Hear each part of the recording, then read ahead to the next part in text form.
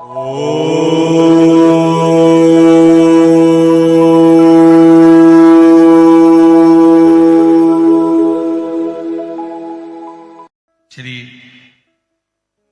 प्रकाश जी धारीवाल जी की धर्मपत्नी श्रीमती दीना जी प्रकाश जी धारीवाल जी ने प्रश्न किया था प्रदोष के लिए।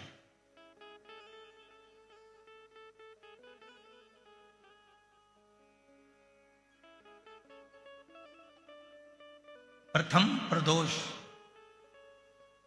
की उत्पत्ति कब और कैसे हुई? सबसे पहला प्रदोष का व्रत किसने धारण किया था?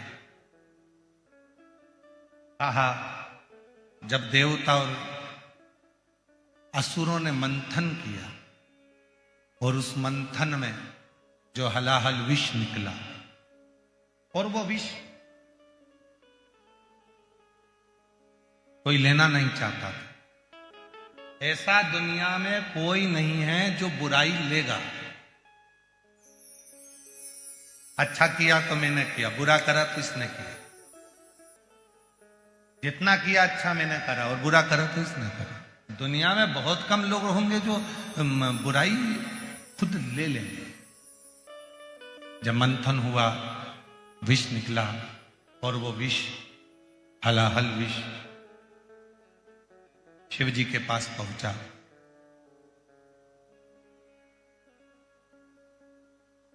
त्रयोदशी का दिन था।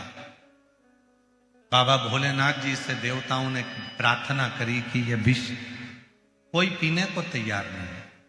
तब भगवान देवाधिदेव महादेव ने उस विष को हाथ में लिया और मुख से लगाना प्रारंभ ही करा कि मां जगतजननी उस कंठ में जाकर बैठ गई। मां जगतजननी जगदम्बा अम्बा उस कंठ में जाकर बैठी और उस विष के बैलेंस को, उस विष को नीचे नहीं उतरने दी। इतना हलाहल विष था कि देवाधिदेव महादेव भी अगर उस विष को पीते तो उनके भी प्राण जा सकते, पर उतरने ही नहीं दिए।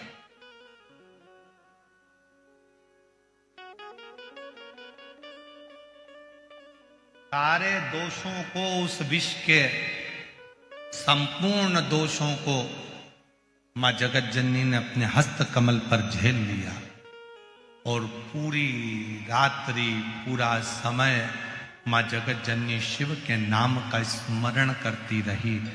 शिव जी प्रसन्न हो गए और संपूर्ण सुख देने वाले उस प्रदोष का महत्व स्वयं शंकर जी ने पार्वती से कह दिया। पार्वती, आज त्रयोदशी है। जिस दिन तूने प्रदोष काल में मेरे कंठ में इस विष को झेला है, संपूर्ण जगत में कोई भी जो इस त्रयोदशी के दिन प्रदोष का व्रत करेगा और प्रदोष काल में मेरी साधना करेगा, उसकी जिंदगी के सारे विषयों को मैं अपनी ओर खींच लूंगा और उसको सुख प्रदान।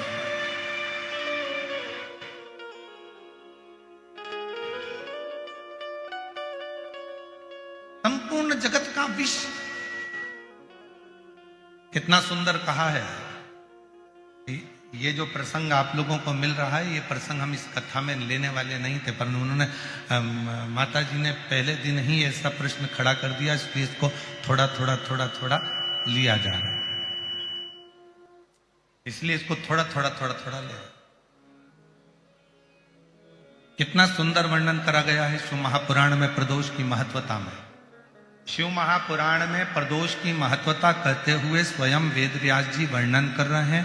तुमरुका जी चंचुला देवी से कहते हैं, चंचुला 15 दिन में प्रदोष आती है, हर 15 दिन में प्रदोष आती है।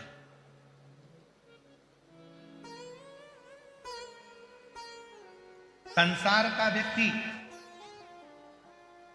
यदि किसी तीर्थ में नहीं जा सकता, संसार का व्यक्ति कोई तीर्थ नहीं जा सकता, संसार का व्यक्ति कोई तीर्थ में जाकर स्नान नहीं कर सकता, संसार का व्यक्ति किसी तीर्थ में जाकर किसी पवित्र नदी का यदि स्नान नहीं कर पाता, तीर्थ नहीं जा पाता या भगवान शंकर का भजन नहीं कर पाता, हर 15 दिन में प्रदोष आती है। यदि एक प्रदोष को भी वो भूल से भी एक बेलपत्र या जल या चावल का दाना अगर शंकर को प्रदोष काल में समर्पित कर देता है या प्रदोष का व्रत कर लेता है तो उसके 15 दिन तक लगातार उसे तीर्थ का फल प्राप्त होता रहता है। चाहे फिर वो मंदिर जाए ना जाए, देवालय जाए ना जाए, शिवालय जाए ना जाए, तीर्थ जाए ना जाए, ये उसके ऊपर निर्भर करता है। पर एक चावल का दाना भी, एक बेलपत्र भी, एक लोटा जल भी यदि प्रदोष काल में प्रदोष के दिन शिव को समर्पित हो जाता है तो उसका फल जरूर, और एक दिन तक नहीं मिलता, 15 दिन तक लगातार उस फल को प्राप्त हो। जब सारे रास्ते बंद हो जाएं तो ये पांच शिव उपाय अवश्य करें।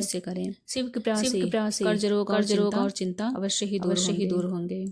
अगर यह वीडियो आपके पास आया है तो इसे संयोग मत समझिए। हो सकता है भोलेनाथ आपको संकेत दे रहे हों। हर हर महादेव। कई लोग मेहनत पूजा करते हैं, फिर भी जीवन में रुकावटें खत्म नहीं होती। कर्जा, बीमारी, मानसिक तनाव या घर में क्लेश, ये सब लगे रहते हैं। आज मैं आपको भगवान शिव के पांच ऐसे बताने जा रही हूँ जो कि श्रद्धा से किए जाएं तो आपका पूरा जीवन बदल सकता है। इसलिए वीडियो को अंत तक जरूर देखिए, क्योंकि आखिरी उपाय सबसे चमत्कारी है। भोलेनाथ को सबसे प्रिय क्या है? बेलपत्र। ये पहला उपाय है। लेकिन बेलपत्र चढ़ाने का जो है तरीका बहुत ही कम लोग जानते हैं, क्योंकि बेलपत्र ऐसे ही नहीं चढ़ाया जाता। ले गए मंदिर में और रख दिए, कहीं भी किसी भी जगह रख दिए। उसका एक सही तरीका होता है। अगर आप सही तरीके से बेलपत्र को चढ़ाते हैं शिवलिंग पर तो आपके कष्ट जरूर सुनेंगे महादेव। तो करना कैसे है? सोमवार के दिन सुबह स्नान आदि करके स्वच्छ कपड़े पहने, तीन बेलपत्र ले लें। याद रहे बेलपत्र टूटा ना हो। उन पर लाल चंदन से ओम नमः शिवाय लिखें। इसको जो है कि शिवलिंग पर उल्टा चढ़ाएं। चिकनी साइड जो रहता है ना वो नीचे रखें। और मन में समस्या बोलें, जो भी आपकी समस्या हो, जो आपकी परेशानी हो। और याद रहे बेलपत्र टूटा हुआ नहीं होना चाहिए। तीनों पत्तियां जुड़ी, कहीं भी कटा फिटा ना हो। इससे जो है कि कर्ज लाभ होता है। अगर कोर्ट में कोई केस हो तो उससे भी राहत मिलती है। अगर पैसा रुका हुआ है तो वो भी आपका वापस आ सकता है। जाते समय 11 ओम नमः शिवाय बोलकर जल अर्पित कर दे, जल चढ़ा दे उनको। अब चलते हैं दूसरे उपाय की तरफ। आधी रात का जल। ठीक है। यह उपाय बहुत कम लोग जानते हैं। अगर घर में लगातार डर बना रहता है तो हमें क्या करना चाहिए? सोमवार की रात 12 बजे तांबे के लोटे में जल भरे। उसमें जो है कि 5 काले तिल डालें और ले जाकर उसे शिवलिंग पर चढ़ा दे। और मन में बोले हे महादेव मेरे घर की नकारात्मक ऊर्जा समाप्त करें। कहा जाता है कि ऐसे करने से घर का जो है वास्तु दोष और नकारात्मक ऊर्जा जो है खत्म हो जाती है। ठीक है। चलते हैं तीसरे उपाय के बारे में, जो है कि कर्जा मुक्ति के लिए है। कर्ज मुक्ति के लिए चावल का उपाय बताते हैं आपको। अगर आपको बहुत कर्जा हो गया है, आप कर्जे से बहुत परेशान हैं, आपका कर्जा खत्म ही नहीं हो रहा है, घर में परेशानियां बढ़ती जा रही हैं, तो 21 चावल के दाने ले लें और उसे ले जाकर सोमवार के दिन किसी शिवलिंग पर चढ़ा दें। अगर आप मंदिर नहीं जा सकते हैं, अगर आपके घर में शिवलिंग है, आप वहीं पे चढ़ा सकते हैं। चावल के दाने चढ़ाने के बाद आप बोले महादेव से। जैसे ये दाने अलग हैं वैसे ही मेरे कर्ज अलग होकर हमसे अलग होकर दूर चले जाए हमसे। ठीक है। और यह उपाय लगातार 5 सोमवार करना है। फिर धीरे धीरे आर्थिक रास्ते खुलने लगेंगे। अब चौथा उपाय जो है रोग मुक्ति के लिए। रोग मुक्ति के लिए मृत्युंजय जाप का। जब बीमारी घर छोड़ने का नाम ही न ले। बीमारी से बहुत परेशान हो गया, साल 4 साल हो गए, बहुत ही परेशान हो गए हैं। तो आपको करना क्या है? रोज सुबह 21 दिन रोज सुबह 108 बार मृत्युंजय जप करना है। महामृत्युंजय का जाप करना है आपको। ओम त्र्यंबकम यजामहे। यदि संभव हो तो भगवान श्री के सामने दीपक जलाकर बैठे और उनके सामने ही इस महामृत्युंजय जाप का करें बैठकर 21 दिन में चमत्कार परिवर्तन आपको दिखने लगेगा। आप चलते हैं पांचवें उपाय, सबसे शक्तिशाली उपाय की तरफ। ठीक है।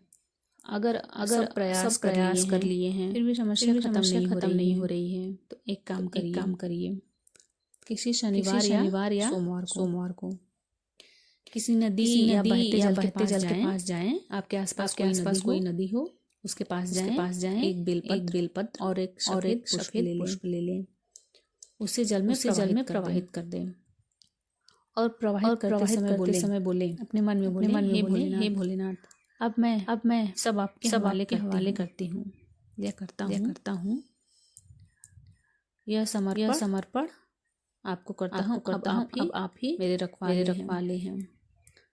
कई जन्मों दोष को शांत करता है समर्पण। यह उपाय जो है आपको बता रहे हैं। कहते हैं एक व्यक्ति था बहुत कर्ज में डूबा हुआ। सबने साथ छोड़ दिया, लेकिन उसने 5 सोमवार बेलपत्र का उपाय किया और 3 महीने में उसकी नौकरी लग गई। सिर्फ 3 महीने में। क्योंकि शिव कृपा अचानक मिलती है, पर मिलती जरूर है। आपको निराश नहीं होना है। भगवान भोलेनाथ पर विश्वास रखना है। अगर आप सच्चे मन से हर हर महादेव लिखेंगे तो भोलेनाथ आपकी पुकार जरूर सुनेंगे। वीडियो को लाइक करें, सब्सक्राइब करें और कमेंट में अपनी समस्या जरूर लिखें। मैं आपके लिए विशेष उपाय लेकर आऊंगी। हर हर महादेव।